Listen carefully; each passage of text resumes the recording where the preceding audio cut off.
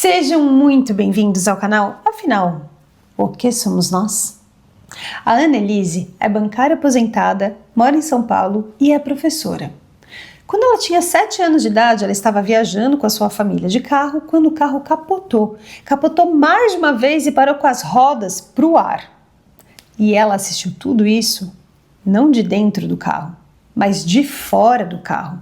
Ela já estava tendo a sua EQM. E a história dela é cheia de surpresas. Essa entrevista foi dividida em 2 partes, ambas publicadas hoje, com 1 hora de diferença entre a primeira e a segunda publicação. Se gostarem, por favor, deem um like, compartilhem com os amigos, se inscrevam no canal. Isso ajuda muito a mensagem chegar a mais pessoas. E se você tiver tido uma EQM, por favor, nos escreva. O nosso e-mail é afinal-o-que-somos-nós@gmail.com. Vamos conhecer a maravilhosa história da Annelise? Bom proveito!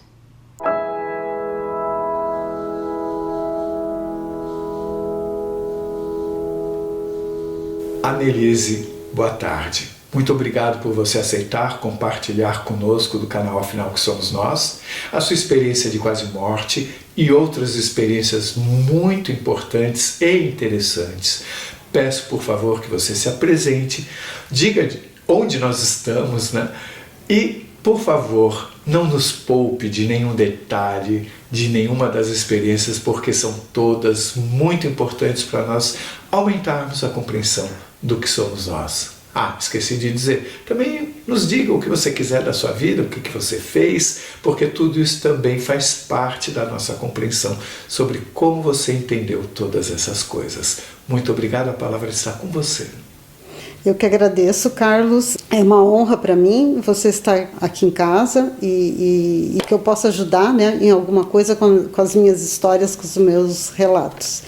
Eu sou gaúcha, eu nasci em Porto Alegre, mas eu estou há 23 anos morando aqui em São Paulo, na capital. E gostaria de começar por uma experiência lá da infância, então fazer em ordem cronológica, né?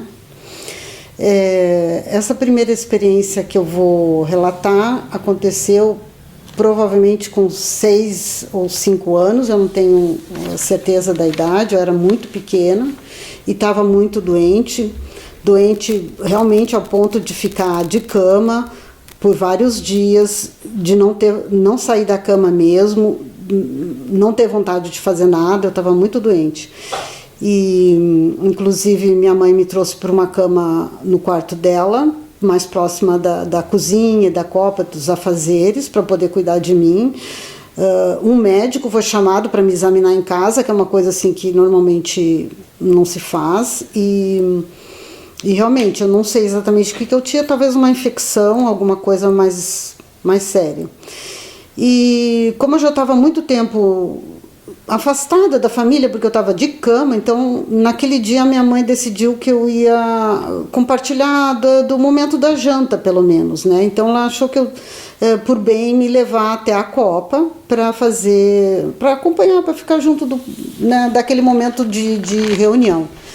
E então ela me ajudou a caminhar, provavelmente eu não caminharia sozinha, e abriu uma espreguiçadeira ali na copa, perto da mesa, e eu fiquei deitadinha ali naquela espreguiçadeira, meio reclinada, né? Ainda estava frio, então tinha uma coberta, ela botou uma coberta em cima de mim, e eu fiquei ali ouvindo eles, ela estava atendendo meus irmãos na mesa e tal, e talvez pelo esforço de ter me levantado e caminhado depois de estar tantos dias na cama, eu me senti mal, eu tive assim, eu senti um mal-estar. E com isso veio uma sensação estranha, diferente. Eu já tinha desmaiado, eu fui uma criança que desmaiei várias vezes, mas não era um desmaio. Eu percebi que tinha essa diferença. E eu ouvi um barulho, assim, e eu vi o meu braço saindo de dentro do meu braço. Então, assim, meu braço transparente saindo do meu braço verdadeiro, né? E eu vi aquilo e segurei e a coisa voltou, o meu braço voltou para o meu braço. E deu um tempinho e aquilo voltou, assim, veio aquela coisa assim que Eu não sei explicar. Era, né, não era um enjoo, não era um náusea, nada disso, mas assim, eu senti uma coisa forte e vinha esse barulho. E o meu braço saiu e eu resolvi assim, vou deixar, porque eu não tinha nem força para decidir se tomar alguma atitude, né? Então deixei, e aí assim que o braço saiu todo o meu corpo, assim, eu saí toda redonda e transparente, que nem uma bolha de sabão. E fui subindo, e fui ficando grande. Eu fiquei do tamanho da copa, e essa parte que eu diria que são os olhos, ou a consciência, estava em cima, esse embalonamento era para baixo. E eu fui subindo, eu via minha mãe servindo os meus irmãos ali na mesa, eles estavam jantando, e eu fui subindo. E à medida que eu cheguei no teto, ou perto dele, porque não parei de crescer, né? Eu me lembro de ter olhado para baixo e ter visto assim aquela mãe cuidando da família, assim, mas a lembrança que eu tenho é desse distanciamento, de estar vendo uma família que não necessariamente não era minha, mas um momento familiar gostoso acontecendo ali, de eu admirar isso. E tô vendo o teto já vindo, e eu tô enorme, todo o tamanho da sala, e um receio de atravessar esse teto e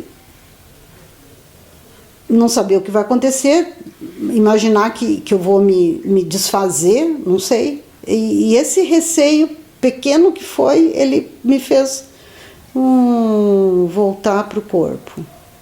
E do jeito que eu voltei, ali eu fiquei, sem entender nada, mas foi uma coisa que me marcou e que eu lembro até hoje.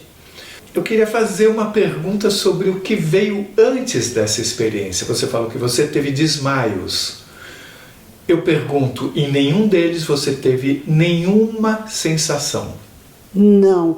Quando eu chegou uma certa idade, quando eu ia desmaiar, eu já sabia que eu ia desmaiar. E eu tentava evitar o desmaio e não dava. Então, assim, é diferente. No desmaio, eu começava pelo nariz, uma sensação de gelado no nariz. Eu sentia náusea, sentia enjoo. Às vezes não dava tempo de fazer nada e eu apagava. E eu desmaiava, assim, por pouca coisa. Eu desmaiava quando tomava vacina, eu desmaiava porque batia o joelho na porta do armário. Depois, mais tarde, com 16 anos, eu comecei a ter convulsões, aí fui diagnosticada com epilepsia, mas que cessou com os 21. A partir dos 21, meus elétrons passaram à normalidade. Nós conversamos antes da entrevista, então já sei de várias coisas. Eu pergunto a você o seguinte, você contou para mim que você tinha uma sensação de não pertencimento. Tinha, já desde bem antes até. Eu acho que a minha lembrança de não pertencer a esse planeta, de não querer ter vindo, eu tinha essa frase meio que assim, eu não queria ter vindo. Eu lembro de eu bem pequena, uma das primeiras lembranças que eu tenho é eu no corredor dessa casa que a gente morava, um corredor lateral, deu caminhar de um lado para o outro, assim, bem contrariada, bem braba mesmo, assim, de que eu não queria ter vindo, que droga que me mandaram para cá, que como se alguém tivesse me convencido a vir, e eu vim, e eu ter topado essa... Você tinha a sensação de ter topado? Isso, de ter aceito, de algum momento de eu ter aceito, porque eu sabia que eu não queria vir, eu já não queria antes de ter vindo, e eu vim. E aí, é como se eu tivesse tido naquele dia essa lembrança. Naquele dia do embalonamento? Não, nesse dia que eu estava braba, andando nesse corredor, eu assim... Qual era a sua idade? Eu acho que devia ter uns 4 anos. Foi bem antes, assim. E você tinha a sensação de onde você vinha? Eu vinha de outro lugar. Eu não sei se... Hoje você sabe? Não, ainda não sei. E você tem uma lembrança de quem estava perto de você? Quem convenceu você a vir? Também não, mas eu acho que foi mais de uma pessoa.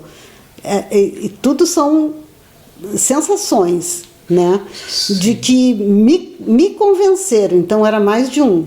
Me convenceram a vir, e eu tinha descoberto naquele dia, provavelmente, porque eu não queria ter vindo, e eu não queria estar aqui, e eu fui convencida, topei, e aí agora, tipo assim, estava braba com isso. Naquele momento que você descobriu, você se lembrou também do porquê que eles achavam que você devia vir? Não.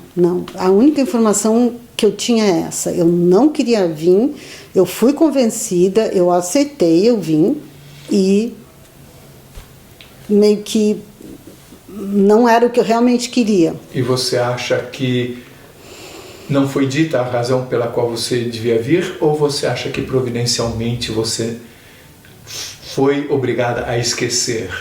Eu acho que eu fui obrigada a esquecer. Eu acredito que hoje eu até diria que eu tenho uma ideia do porquê, mas naquele momento era só... Não vou falar revolta não, porque não era tão sério assim, mas assim, realmente eu estava braba que não queria ter vindo. Essa é uma pergunta que diz respeito a esse momento e também na experiência do, vamos chamar de embalonamento. Naquele momento da experiência do embalonamento, quando você estava lá em cima, mas também essa pergunta serve para a primeira experiência aos 4 anos, você se sentia uma criança de 4 anos ou de 5, 6 anos? Ou você, naquele momento, quando você estava perto do teto, por exemplo, você se sentia adulta? Então, interessante. Quando eu diria assim que eu ainda... Eu saí como criança, e no momento que eu estava no teto eu já não era tão criança, porque eu olhei para aquela família e eu consegui admirar aquele momento bucólico ali de uma mãe cuidando dos filhos, servindo a janta, atendendo os pedidos, as criancinhas sentadinhas, como se não fosse minha família. Então, acredito que esse distanciamento seria mais uma coisa de adulto. Ao mesmo tempo, você não estranhou o que eu estou fazendo aqui? Não. Nem quando começou a sair? Não me deu medo, não... Parecia natural? Naquele momento, sim. E naquele momento que você estava perto do teto, aliás, vale a pena fazer essa seguinte observação. É a primeira vez que eu ouço de uma pessoa, ao sair do corpo, estar ali naquele ambiente ainda, perto do teto, de ter esse distanciamento de sentimento com relação às pessoas que estavam lá embaixo, porque normalmente isso acontece quando a pessoa está longe já. Mas naquele momento que você estava perto do teto, você sentiu que o seu conhecimento era maior? Não, acho que eu não diria isso, não. Mas eu acredito... não dá para saber, né? São coisas que a gente depois fica analisando, mas... Esse sentimento de não pertencimento que você teve aos 4 anos, ele continuou ao longo da sua vida? Continuou por muito tempo. Muito tempo ainda. E em algum momento desapareceu? Eu acho que com a vida a gente vai aprendendo coisas e vai... Aceitando. Até hoje eu tenho depressão. Eu acredito que quando eu era criança eu já tinha. Mas tem pouco tempo, 20 anos que foi diagnosticado, realmente. Uma das experiências que eu vou relatar mais tarde, eu já era casada, já tinha 2 filhos, então, foi num momento assim bem depressivo também. Também vale a pena dizer que já são várias pessoas entrevistadas que têm essa lembrança que você tem desde antes da primeira experiência, essa sensação de não pertencimento e de um inconformismo com isso. É muito comum essas pessoas passarem por depressão, normalmente ligadas a esse fato de que não queriam estar aqui. Eu não sei te dizer o meu motivo da depressão, porque realmente eu não tenho assim um trauma, eu não tenho alguma coisa que eu possa te dizer, isso me levou à depressão. Então, e uma coisa que eu posso te dizer, por exemplo, eu criança bem pequena ainda, diria talvez 4, 5, 6 anos, eu já não tinha medo da morte, eu nunca tive medo da morte. Parece que eu sempre soube que do lado de lá é melhor, ou que não precisa ter medo do que tem do outro lado, que a vida continua. Para mim isso sempre foi tranquilo. E você tem uma sensação, se você já esteve aqui antes? Nesse planeta? Sim. Não, eu até poderia dizer que talvez fosse a primeira vez, não sei. Uma coisa que me chamou a atenção, aliás, a primeira coisa que me chamou a atenção foi essa sensação de embalonamento. Mas eu nem sei o que perguntar sobre isso, porque é só uma sensação, você foi ficando como se fosse uma bolha, né? Você falou algo assim? A primeira vez que eu ouvi falar disso foi agora, na época da pandemia, que a gente ficou muito mais em casa, não saía, e assistia mais televisão, e eu vi um relato de um youtuber, que tem, eu posso falar o nome? Pode. Saulo Calderon, ele fala de saídas do corpo, e ele contou que quando ele tinha uns 7 anos, ele estava muito doente e isso aconteceu com ele. E daí que eu tenho esse nome embalonamento, porque eu não sabia nem que isso tinha nome. Ele relata uma experiência igualzinha à minha. Uma coisa que me chamou também a atenção é esse som de on que você ouvia. Por que me chamou atenção? Porque eu nunca tinha ouvido falar sobre isso, e também teve uma experiência, não me lembro qual, em que a pessoa comentou que quando estava num determinado lugar, fora da Terra, no espaço, eu não me lembro onde que estava a pessoa, mas era num lugar muito profundo, ela ouviu o som de om, que muita gente fala como sendo um som muito importante na existência. Esse om, ele é muito místico, não sei, talvez você esteja falando de uma forma errada isso. Mas eu pergunto, de alguma forma você relaciona esse som que você ouviu com este om? Não, esse som eu não diria que não é esse om digamos, da meditação, né? Ele era ele era mais uma coisa como se engraçado, como se fosse uma máquina, não sei, mas ele não é exatamente ele é sabe? É como se fosse um ruído relacionado ao desacoplamento. Eu diria isso. Que ele acompanha essa saída do corpo, ele tinha um barulho, sair do corpo fez um barulho, talvez. Então vamos para a próxima experiência, por favor. Deixa eu dar uma olhadinha. A próxima, então, foi um acidente de carro. Nós, apesar de eu ser de Porto Alegre, nós morávamos no interior, então assim, a cada 6 meses, mais ou menos, nós íamos visitar meus avós, os primos, os tios, então, né, normalmente nas férias. E então essa era uma dessas viagens de carro.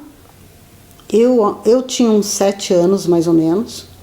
Nós estávamos dentro de um carro, digamos, hatch, né, porque não existe mais esse modelo, mas então o porta-malas era aberto atrás, né? E ninguém usava cinto, né? Não se usava. E meu pai, a gente estava com um pouco de pressa, porque a gente ia a um aniversário naquele mesmo dia. Então a viagem levava umas 6 horas e ele estava acelerando bastante. E nós, crianças dentro do carro, então meu pai, minha mãe e meus 4 irmãos, né? Nós somos 5 filhos. E eu, minhas irmãs, meu irmão, porque a irmã caçula era muito pequenininha, mas nós 4 estávamos incentivando meu pai a ultrapassar e tal, aquilo era bacana. E, conseguimos, passamos, né? Como se aquilo fosse uma coisa legal. E numa dessas, numa subida em curva, o carro, depois a gente ficou sabendo, né? Uma das rodas calcou num buraco e entortou. E nisso, então, a gente subiu, na hora que entortou, a gente já estava na descida. Na descida da estrada, lá embaixo tinha uma ponte com riacho. E o carro, então, ele perdeu o controle e meu pai ficou assim na pista, zigue-zagueando. Não vinha ninguém do outro lado, graças a Deus.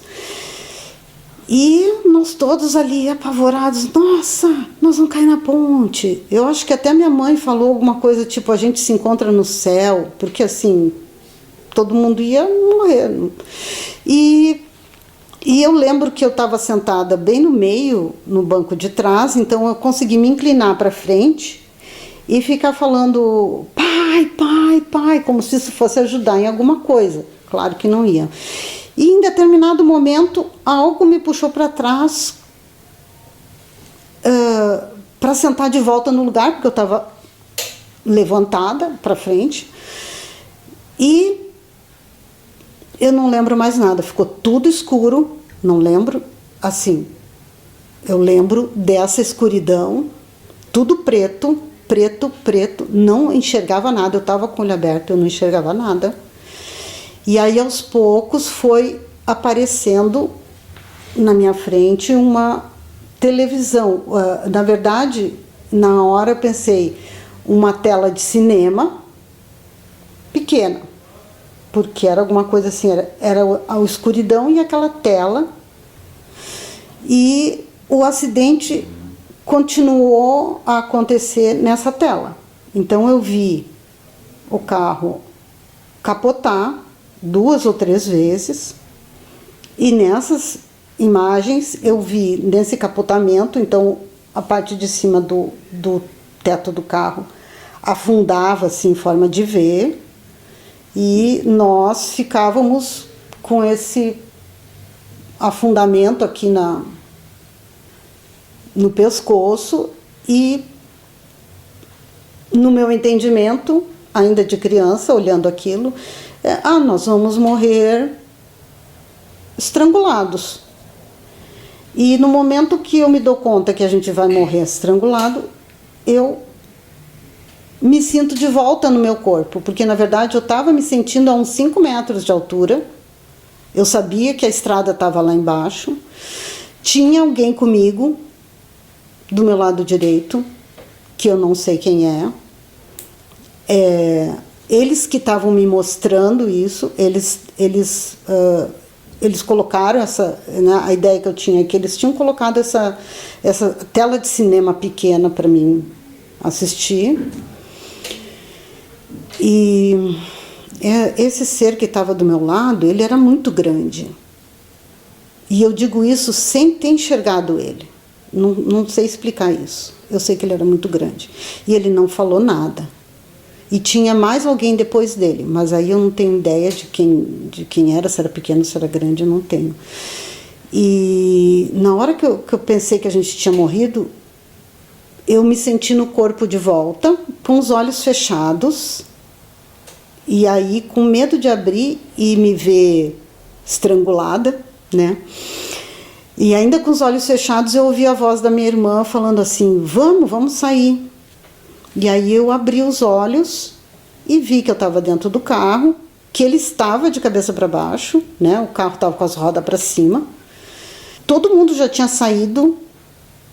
Ela estava saindo, ela falou, vamos sair. Eu só vi as pernas dela saindo pela janela.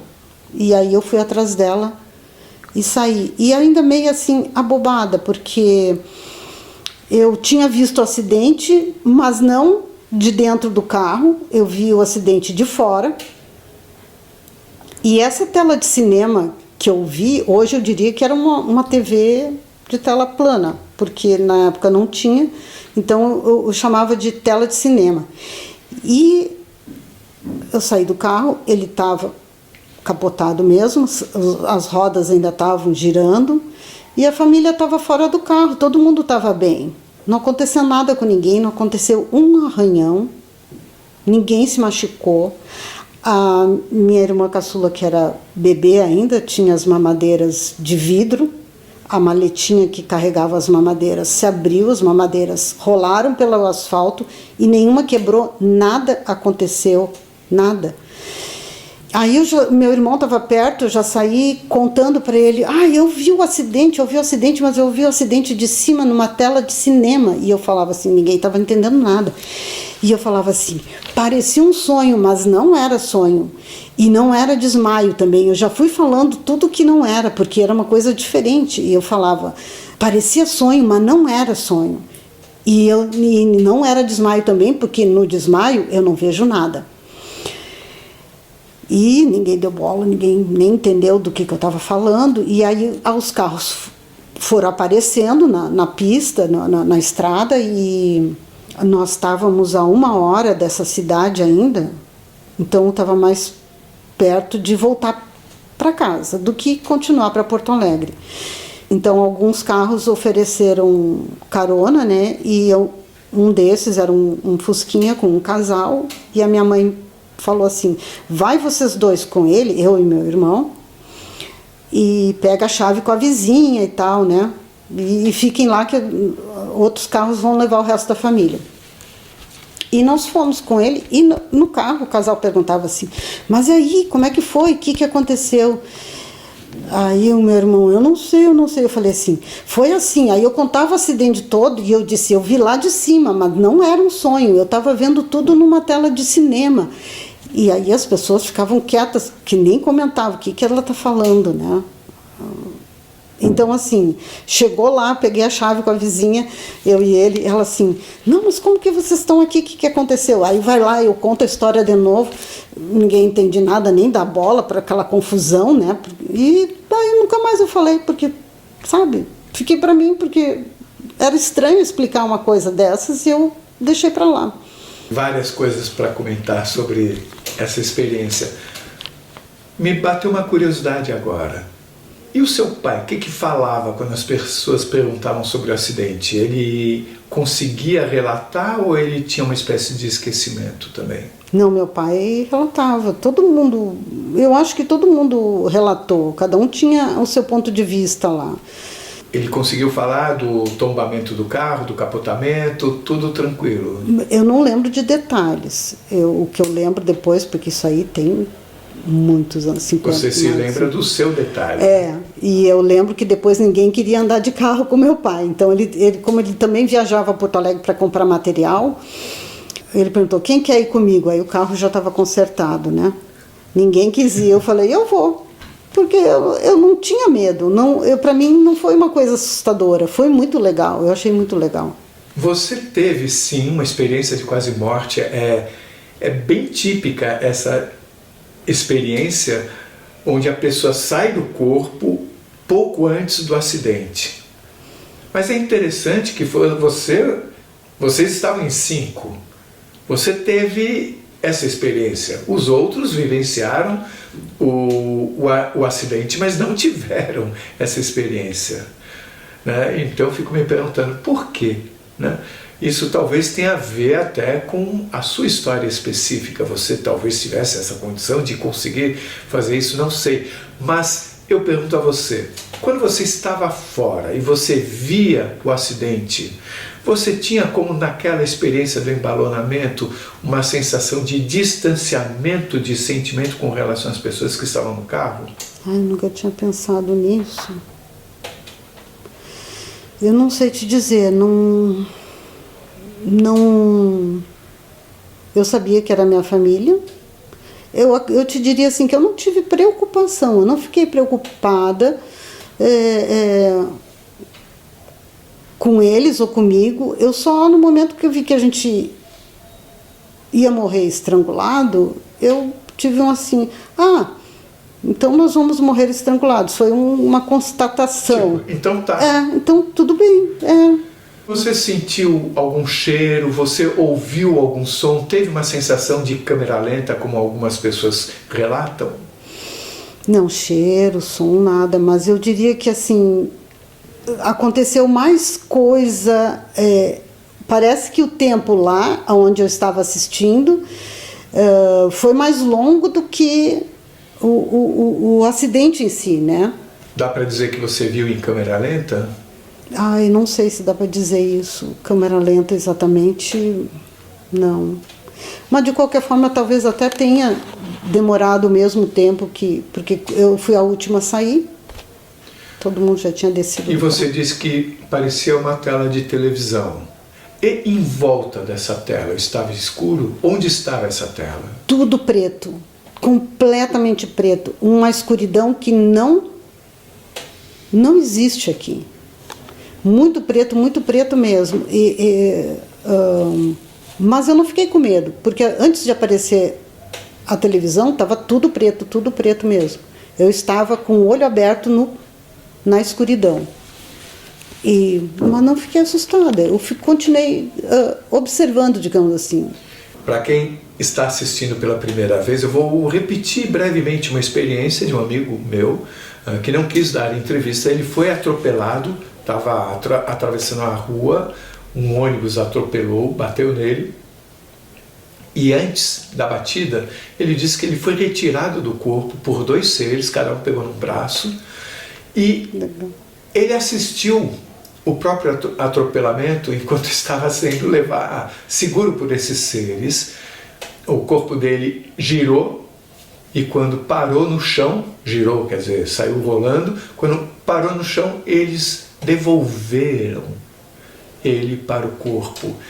Então isso me faz pensar que muito possivelmente até em acidentes graves, como acidentes de avião, que muitos têm uma passagem coletiva, talvez eles nem sintam o momento, talvez eles saiam de lá antes do choque. Eu acredito que isso é bem possível. Eu acredito que essa seja até a regra da gente não estar presente no corpo fisicamente na hora da morte. Eu acho que estar presente no corpo deve ser uma exceção. Eu já vi outros relatos também de pessoas, e inclusive um que eu achei muito interessante, que eu relacionei com o meu, foi que ela saiu, ela viu o acidente, foi gravíssimo,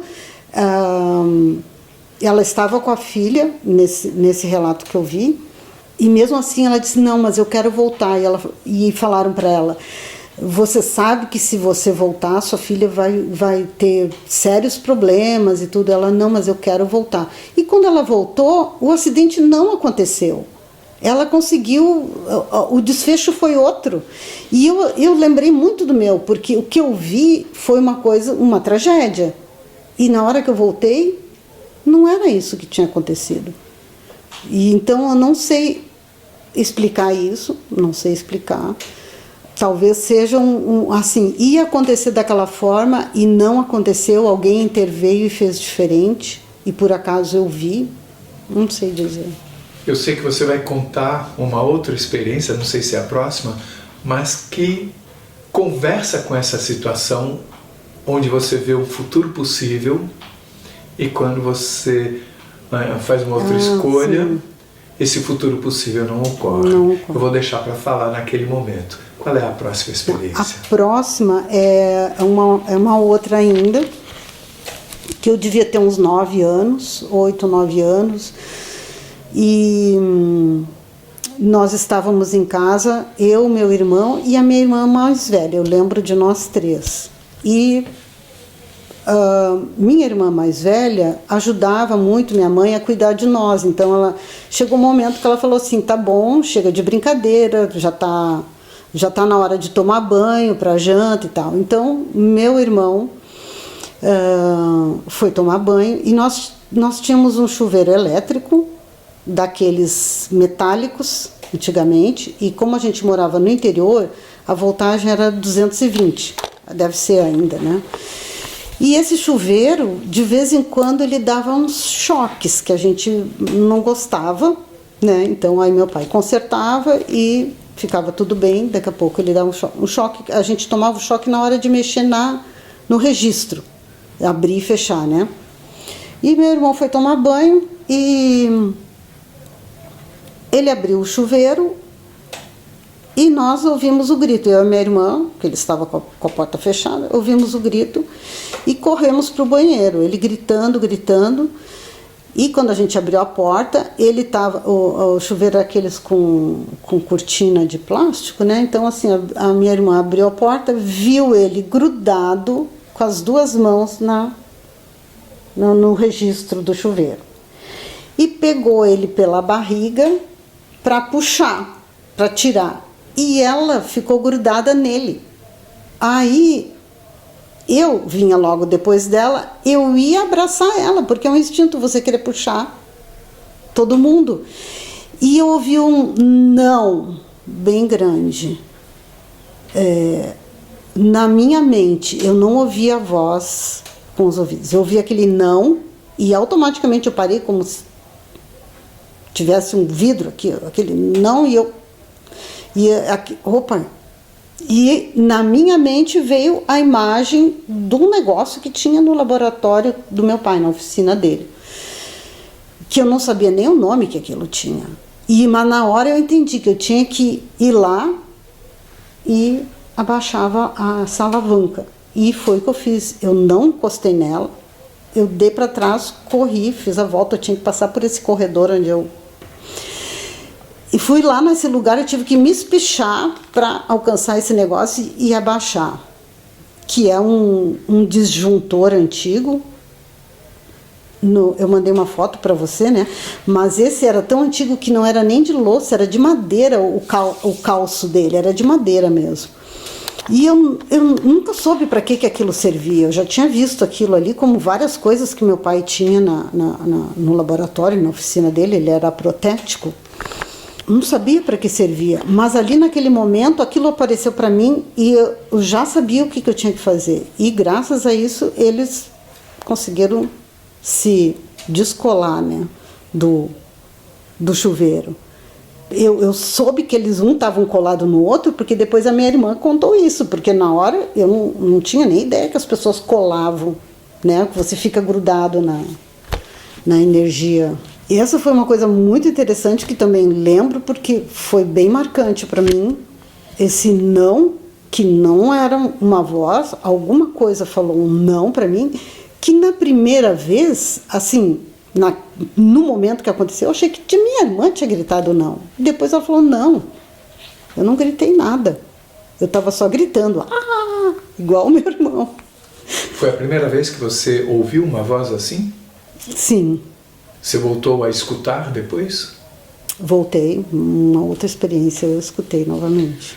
É muito interessante porque foi muito prática a orientação, né? Aí você enxergou uma peça que você nunca tinha visto. Não, eu tinha visto, eu sabia até onde ela ficava, eu já tinha visto, mas eu não sabia o nome, não sabia para que servia. E você nunca tinha encostado nela? Não. E é porque ficava bem alto também. Sim, até por segurança, né? E aquilo quando apareceu, apareceu na minha mente, eu diria que apareceu na minha mente, é como se eu tivesse de olhos fechados e visse aquilo na minha frente. E já sabia o que tinha que fazer, automaticamente. É uma experiência que deixa claro mesmo que a gente nunca está sozinho, né? Exatamente. Outra coisa que eu acho interessante de lembrar é o seguinte: eles nunca se atrasam.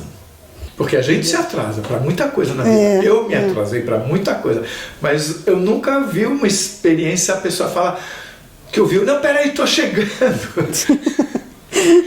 Isso nunca aconteceu. Eles estão sempre ali do lado na hora. É incrível isso. É incrível. Vamos para a próxima? Vamos. A próxima, eu acho que eu tenho que anotar porque é muita coisa. É o sonho, Essa próxima experiência, então, eu já estava casada, já tinha 2 filhos. Meu filho, o caçula, era bem pequenininho. Eu estava passando por um período de depressão muito forte, mas assim, você quando está na depressão, você não sabe. Meu marido estava trabalhando muito, tipo 12 horas por dia, não se deu conta também, mas assim, por vários meses eu já estava pensando em tirar minha vida. E aí eu ficava só pensando, como que eu vou fazer isso? De que forma que eu vou fazer? Não, mas não dá. Assim, a gente tem que ter coragem para fazer, né? E eu não tinha... Eu estava completamente em depressão e assistia TV, cuidava das crianças. E num determinado programa que eu estava assistindo, alguém tentou tirar a vida de uma forma que eu achei excelente, né? Achei ótima, encontrei a solução, vai ser isso. E fiquei numa alegria tão grande que eu me estranhei, mas eu estava muito feliz. E aí eu olhava assim, nossa, mas eu estando deprimida, me via feliz porque tinha resolvido o problema, como é que eu ia resolver o problema? E ao mesmo tempo eu me estranhava. Eu disse, mas que coisa, como que uma pessoa pode ficar tão feliz porque encontrou o jeito de terminar a vida? E, enfim, naquele dia, então, de tarde, normalmente o meu filho dormia, então ele dormiu e eu deitei no sofá, feliz da vida que eu tinha encontrado um jeito só. Agora eu não sabia quando, né? Mas o fato de estar feliz já meio que é contraditório para uma pessoa que está em depressão, né? Então, e eu peguei no sono. E aí eu tive um sonho muito parecido com aquele do Dr. Cruz, eu não sei se é assim que fala, que ele tem uma experiência do tipo que ele vê ele morrendo, uma coisa assim. Então, nesse sonho eu morria, mas eu não lembro como, eu não lembro de velório, eu não lembro do enterro, também não. A minha lembrança começa quando eu estou como espírito acompanhada de alguém, de um ser que está me acompanhando, me amparando, e eu estou vendo o meu marido e voltando para casa depois do enterro com os meus 2 filhos, com a minha filha mais velha e com o bebezinho, meu filho. E o meu filho estava no colo do meu marido e a minha filha ia na frente.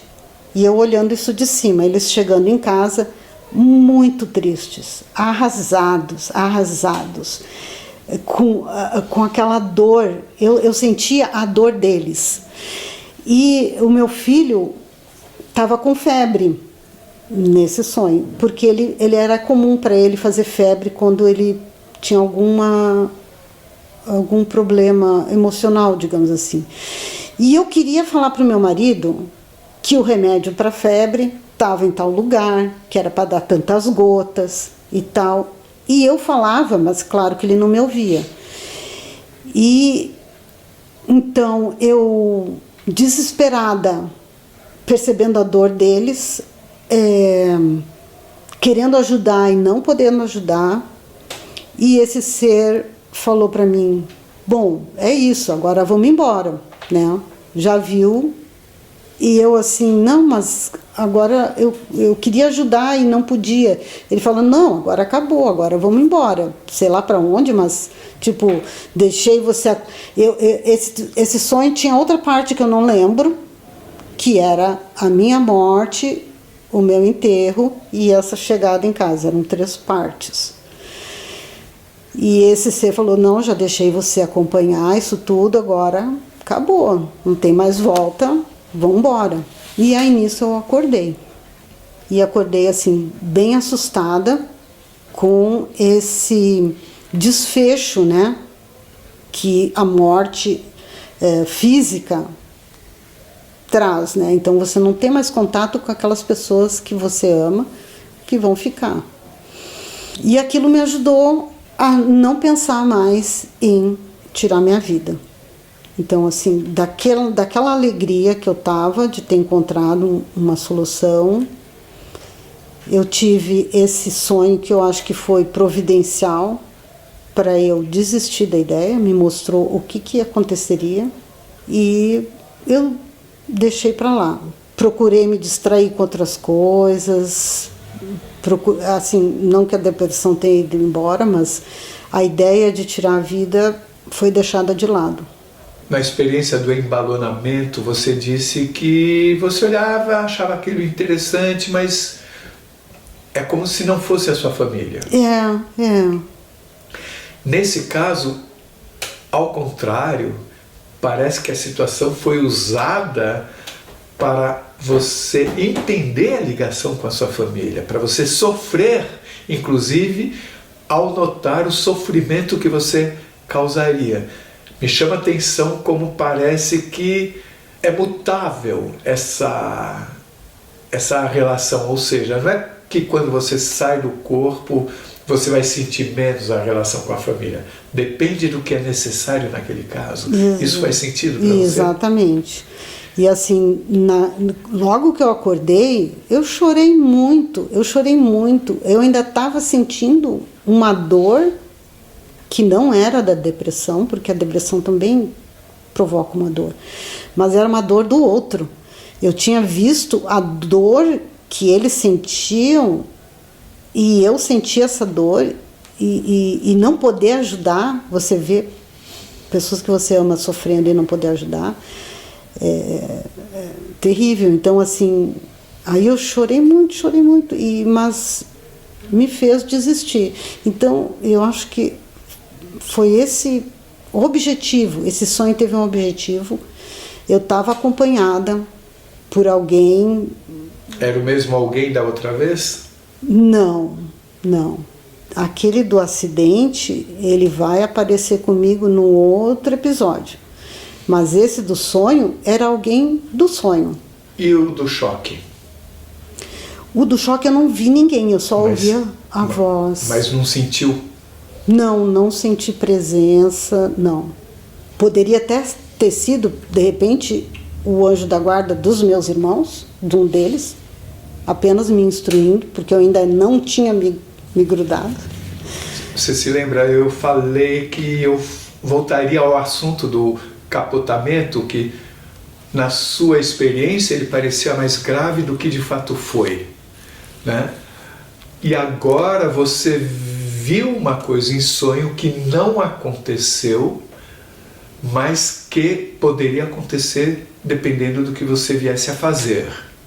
Sim. Isso me faz pensar nas já famosas, ditas linhas do tempo, como se houvesse a capacidade desses seres, digamos assim, nos fazerem enxergar as possibilidades de realidade que nós temos pela frente de acordo com o que nós escolhemos. Só que quando eles nos mostram essas possibilidades, elas têm uma força de realidade igual ao que terá acontecido em seguida. Sim, eu diria que sim, uma força de... é real. Ele como mostra se fosse real. Como se fosse real. Como se fosse real. Eu só soube que era sonho quando eu acordei e estava deitada no sofá. Eu chamo de sonho porque... Era um sonho lúcido, você sabia o que você estava fazendo ali, você exercia as suas escolhas durante o sonho. Sim, porque até eu queria ajudar, queria falar, eu sinto que eu me aproximei até e fiquei falando perto dele. O remédio é tantas gotas, pega lá não sei o quê. Mas na época, para mim, não conhecia outra coisa, eu chamo de sonho, mas pode ter sido um sonho lúcido. Essa questão do que acontece durante a experiência ser mais grave do que o que de fato aconteceu, ou mesmo essa de você enxergar uma possibilidade, não foi a primeira vez que a gente vê isso em experiência, tem outros casos em que a pessoa viu o velório para entender o que aconteceria. Isso faz pensar que de fato essas linhas de tempo de alguma forma já estão organizadas de tal forma que possam ser mostradas com muita rapidez. Talvez por isso que algumas pessoas dizem que as linhas de tempo já existem. Nós que vamos escolher em qual delas estaremos. Como que você enxerga isso? Eu enxergo bem assim mesmo. Eu acho que se existe algum livre-arbítrio, é exatamente esse. Em um dado momento você faz uma escolha e aí você está fazendo uma escolha por algo que já está programado. Eu tenho a sensação de que tudo já está desenhado de como vai ser. Você tem algumas possibilidades de escolha, mas todos são caminhos já desenhados.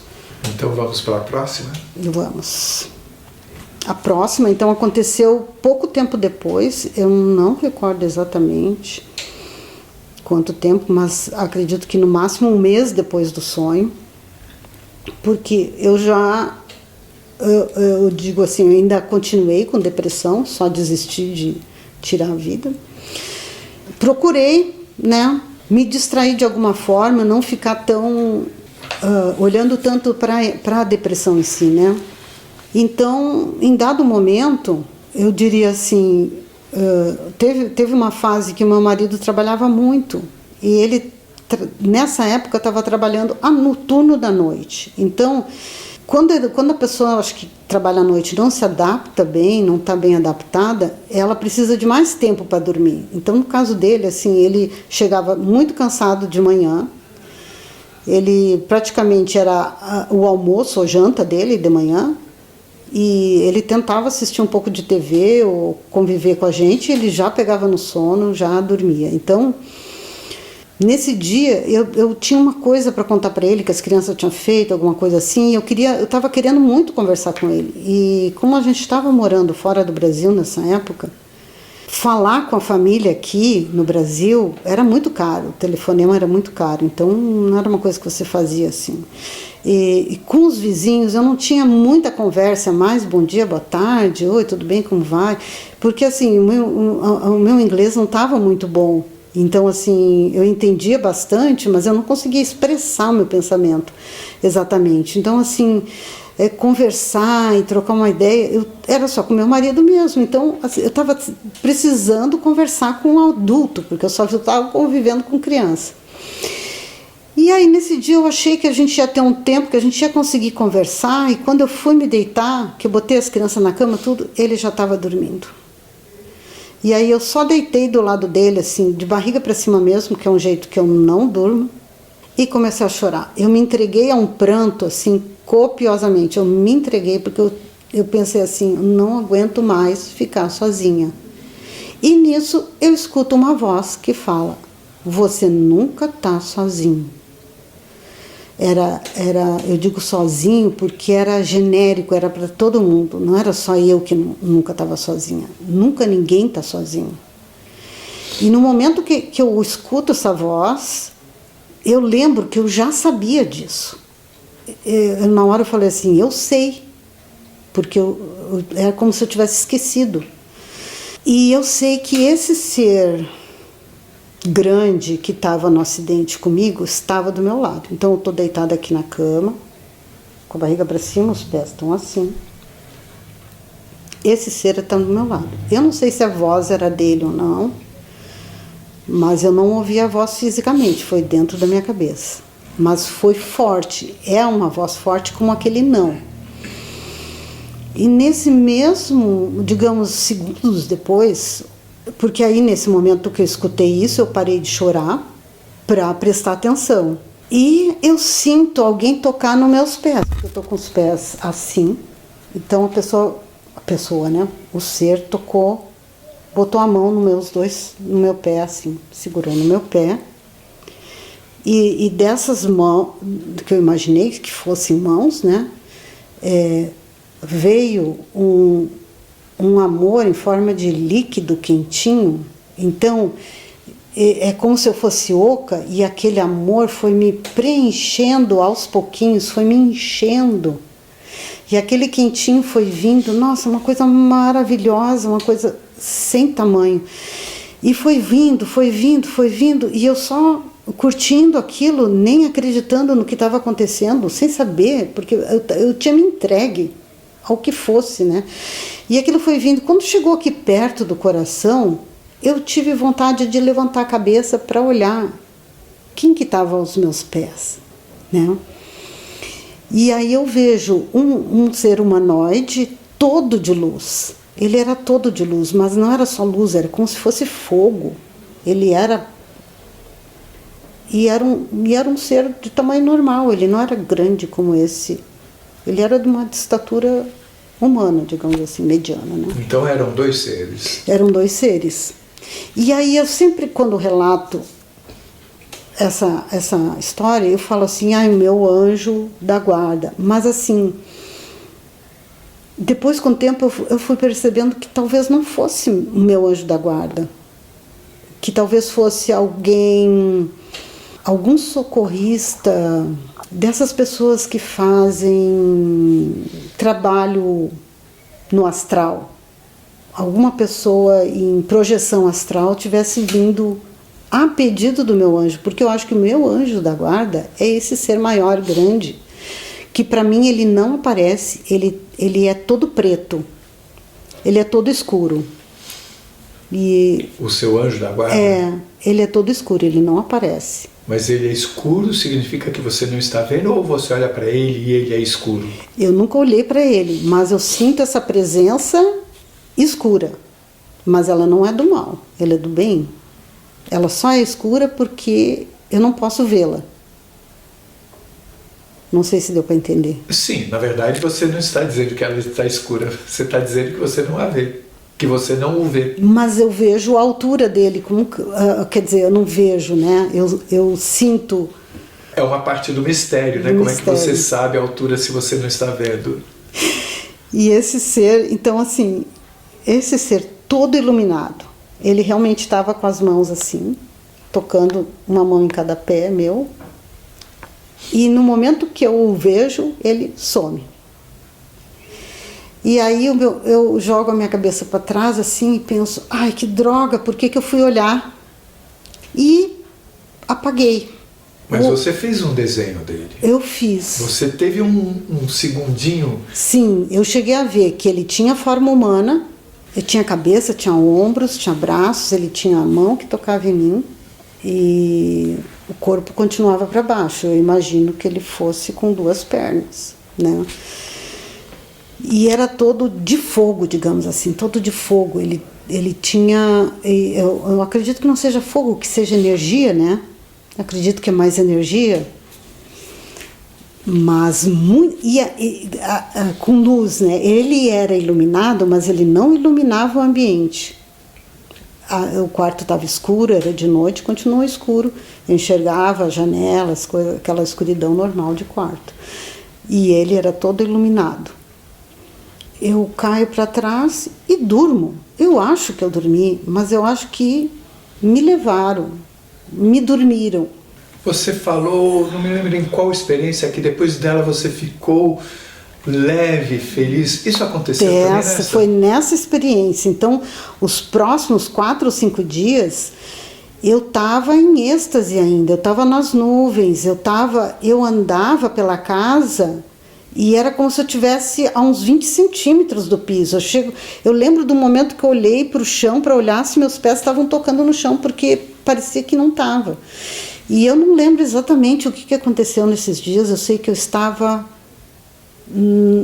nas nuvens, um pouco envergonhada, porque aquele amor que eu senti era um amor que eu não sabia que existia, mas assim, tão gigantesco, tão incondicional, porque eu sabia que era um amor por mim.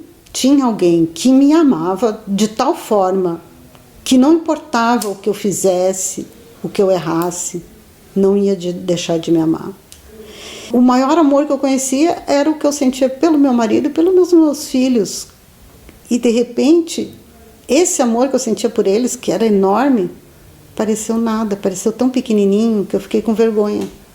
Fiquei com vergonha, eu não sabia se eu contava essa experiência para o meu marido ou não, porque eu fiquei envergonhada de amar no máximo que eu conhecia, e existe um outro gigantesco, 1000 vezes maior. E aí eu acho que lá pelo 4º ou 5º dia eu consegui contar para ele. Eu acho que até minha filha estava por perto, desenhando ali na mesa. E eu lembro dele ter feito algumas perguntas e tudo, mas eu não conseguia nem expressar, porque não tem palavras para expressar. E eu estava meio assim, abobadada, de tão nas nuvens que eu estava, assim, e ainda lembrava do momento que eu vi o ser e de ter me arrependido de ter levantado a cabeça para ver, porque ele sumiu. E aí, assim, eu parei de sentir aquele líquido quentinho, gostoso. Você também, enquanto percebeu a existência desse ser de luz, você também percebia a existência do outro ser? Sim, sim. E quando esse sumiu, esse permaneceu? Quando esse sumiu, eu já caí para trás e dormi. Eu acho que eu dormi, né? Mas você teve tempo de se arrepender. Ai, que droga. Aí eu caí para trás e... É que você nem pensou no outro nesse momento, né? Mas eu sabia que ele estava ali. Então, vamos para a próxima. Não deixe de assistir a segunda parte da entrevista da Annelise, que já foi publicada ou será publicada nos próximos minutinhos. Você vai amar. E se você gostou, por favor, se inscreva no nosso canal, dê likes, faça comentários, compartilhe com seus amigos, toque o sininho, porque assim você sempre fica sabendo quando chega vídeo novo saído do forno. E se você tem alguma dúvida ou passou por uma EQM e gostaria de compartilhar a sua história com o mundo, por favor, nos escreva. O nosso e-mail é afinal.oquesomosnós@gmail.com. Essa é uma nova fronteira do conhecimento humano. Vamos juntos atravessá-la?